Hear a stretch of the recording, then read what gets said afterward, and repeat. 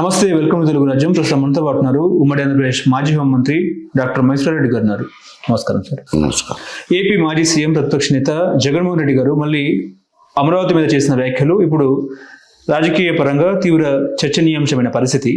ఆయన ఏమన్నారంటే, ఈ నగరం అంటే నదీ పరివాహక ప్రాంతంలో నగరం కట్టొద్దు అన్నట్టు ఆయన మాట్లాడడం జరిగింది. అదేవిధంగా ఏంటంటే ముఖ్యంగా రివర్ బేసిన్లో నగరం కడుతున్నారు అన్నట్టు కూడా ఆయన మాట్లాడడం జరిగింది. అసలు రాజధాని ఈ ప్రాంతానికి అనుకూలంగా లేదన్నట్టు కూడా ఆయన మాట్లాడారు. ఓవరాల్గా ముఖ్యంగా జగన్మోహన్ చేసిన వ్యాఖ్యల మీద మీ కామెంట్ ఏంటి సార్? ఇప్పుడు అంటే ఆయన వ్యతిరేకించవచ్చు, కానీ మొదటి నుంచి కూడా రాయలసీమలో మేము కూడా అమరావతిని మద్దతు పలకటంగా మేమంతా సూచన చేసింది ఏమిటంటే, శ్రీరామకృష్ణ కమిటీ రిపోర్ట్ కమిటీకి కానీ ఇతరత్ర వేదికల నుంచి కానీ అమరావతి లేకుండా దొనకొండలో పెట్టండి అని. దొనకొండ అయితే 70,000 ఎకరాలు గవర్నమెంట్ ప్రభుత్వ భూమి ఉంది, భూములు కొనాల్సిన అవసరం లేదు, నీటి సౌకర్యం కూడా లభ్యమవుతుంది, Nagarjuna Sagar dam right canal నుంచి ఇవ్వచ్చు అని చెప్పి మేము చెప్తా వస్తున్నాము. కానీ చంద్రబాబు నాయుడు గారు అది ఏం పట్టించుకోకుండా, దొనకొండ గురించి ఆలోచన చేయకుండా ఇక్కడ అమరావతి అని ఒకరోజు అసెంబ్లీలో శాసనసభ రాజధాని అని చెప్పి శాసనసభలో ప్రవేశపెట్టి అమరావతి అని డిక్లేర్ చేసినారు. అమరావతి మీద రాయలసీమలో అయితే వ్యతిరేకిస్తున్నారు.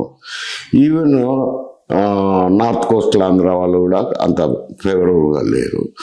కేవలం గుంటూరు కృష్ణా జిల్లా వాళ్ళు మాత్రం కావాలనేది ఆ ప్రాంతంలో వారి తపన. ఆయన వారి కోసమే అక్కడ పెట్టారు.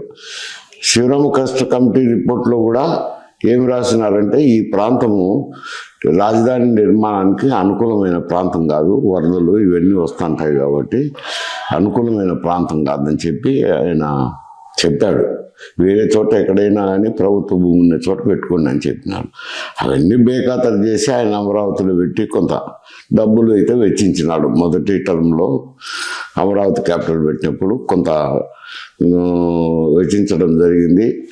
ఒక 30,000 ఎకరాలు సేకరించడం కూడా జరిగింది. అది అక్కడ రైతులు కూడా చాలా రోజులు ఆ భూములు తీసుకునేందుకు ధర్నాలు చేశారు. చేసినవేవి పట్టించుకోకుండా ఆయన అమరావతిని పోతున్నారు.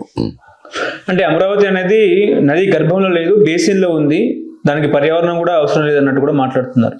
ఆ ప్రాంతంలోనే వద్దని చెప్పారు. శ్రీరామకృష్ణ కమిటీ రిపోర్ట్లోనే ఈ ప్రాంతం అనువైన ప్రాంతం కాదు, అనుకూలమైన ప్రాంతం కాదు, వేరే చోట పెట్టుకోండి అని చెప్పి, భూములు ప్రభుత్వ భూములు ఉండి లభ్యమైన చోట పెట్టుకోమని చెప్పినారు. ఆయన ఒక చోట అని చెప్పలేదు. అయినా కానీ ఆయనకేదో అమరావతి అనేది కృష్ణా గుంటూరు కుల ప్రాతిపదిక పైన ఆయన అమరావతి కావాలనుకుంటా. ఓకే, అంటే ఎన్నో నగరాలు కూడా ఇప్పుడు నదీ పరివాహక ప్రాంతంలోనే ఉన్న పరిస్థితి. ఇప్పుడు ఢిల్లీ నగరం ఏమో యమునా నది ఒడ్డున ఉన్న పరిస్థితి. అదేవిధంగా ఏంటంటే వాషింగ్టన్ DC కానీ లేకపోతే ప్యారిస్ కానీ ఇవన్నీ కూడా నగరానికి దగ్గరలో ఉన్నాయి కాబట్టి ఈ రకంగా ఆలోచించారేమో. అట్లా దగ్గరలో ఉన్నాయి, కానీ అవేం వరదలు వచ్చే ప్రాంతాలు కాదు కదా. రేరెస్ట్ వరదలు రావాలంటే ఇది ఫ్రీక్వెంట్గా వచ్చే వరదలు వచ్చే ప్రాంతం. ఇక్కడ నిర్మాణం చేయడం అంత శ్రావ్యం కాదు. అంటే జగన్మోహన్ రెడ్డి మళ్ళీ అమరావతి మీద ఈ రకంగా వ్యాఖ్యలు చేయడం అనేది దేనికి సంకేతం అంటారు? అదేవిధంగా ఏంటంటే ఒకవేళ జగన్మోహన్ రెడ్డి మళ్ళీ 29లో వచ్చినా కూడా అమరావతిని మళ్ళీ మార్చేస్తారనేది చర్చ నడుస్తూ ఉంది. ఏం చెప్తారు దీని మీద? ఆయన చెప్తున్నాడు కదా, ఓపెన్ గానే చెప్పాడు కదా, నేను వస్తే మళ్ళీ రాజధాని మారుస్తాను అని చెప్పాడు. ఓపెన్ స్టేట్మెంటే ఉంది కదా, కొత్తగా ఏముంది, నేను అధికారంలోకి వస్తే మళ్ళీ రాజధానిని మారుస్తానని చెప్పాడు. కానీ అతను కూడా ఏమి చెప్తున్నాడు, వైజాగ్ పోతాను అంటున్నాడు. రాయలసీమల గురించి మాట్లాడడం లేదు ఆయన. రాయలసీమల గురించి పట్టించుకోవడం లేదు ఈయన. రాయలసీమల గురించి మేము ఎందుకు రాయలసీమ అని అంటున్నామంటే, ఒకప్పుడు ఆంధ్రప్రదేశ్ ఏర్పడడానికి మూల కారణం తమిళనాడు నుంచి డివైడ్ అయినాక, డిసెసెట్ అయినాక ఆంధ్ర రాష్ట్రం ఏర్పడింది.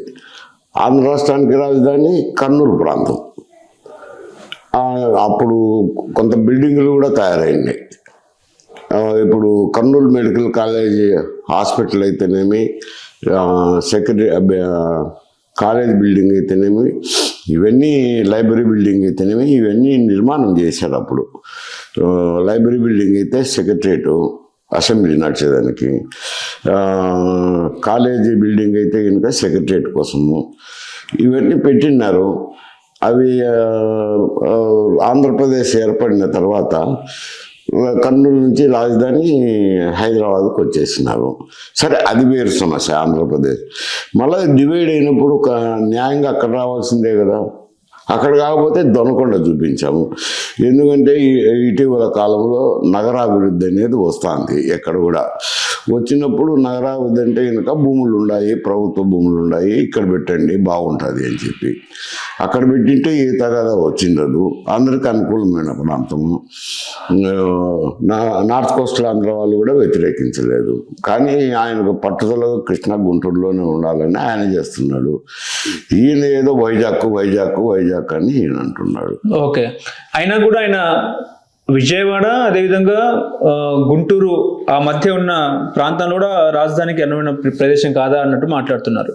కాదు కదా, శివరామకృష్ణ కమిటీ రిపోర్ట్లోనే ఉంది దానివైన ప్రాంతం కాదు, వేరే చోట పెట్టుకున్నా అని చెప్పి. ఓకే, అంటే జగన్మోహన్ రెడ్డి గతంలో ఏంటంటే 3 రాజధానుల ప్రస్తావన తీసుకొచ్చినారు.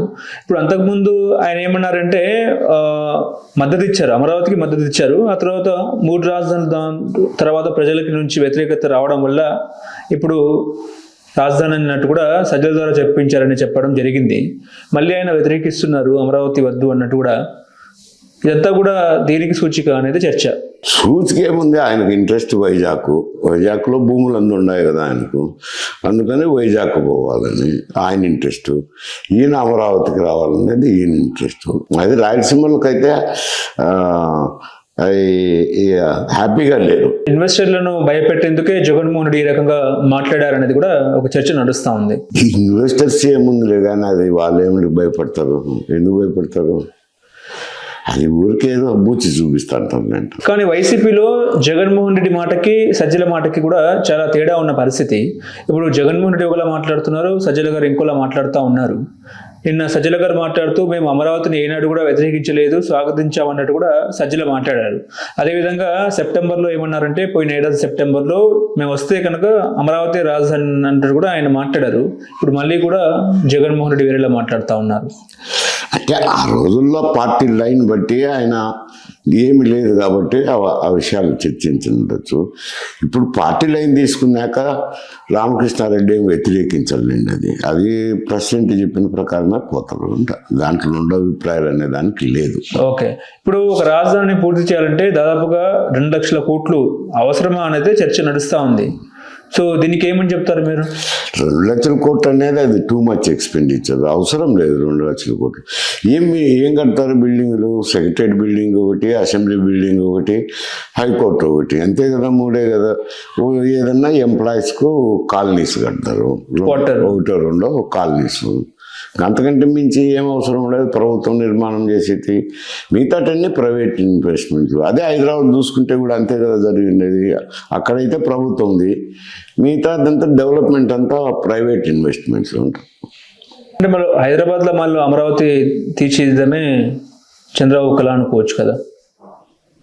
హైదరాబాద్ మాదిరే అమరావతిని తీర్చిదిద్దడంలో చంద్రబాబు హైదరాబాద్లో ఆయన కళ తీర్చింది ఏముంది? అది అంతకుముందే డెవలప్ అయింది, దాని అంతా కదే డెవలప్ అయింది. ఆయన తీర్చింది ఏముంది? ఏదో ఐటీ కోసం 2 బిల్డింగ్లు కట్టినారు అంతేగాని ఆయన తీర్చిదిద్దింది ఏం లేదు కదా సిటీ కోసం.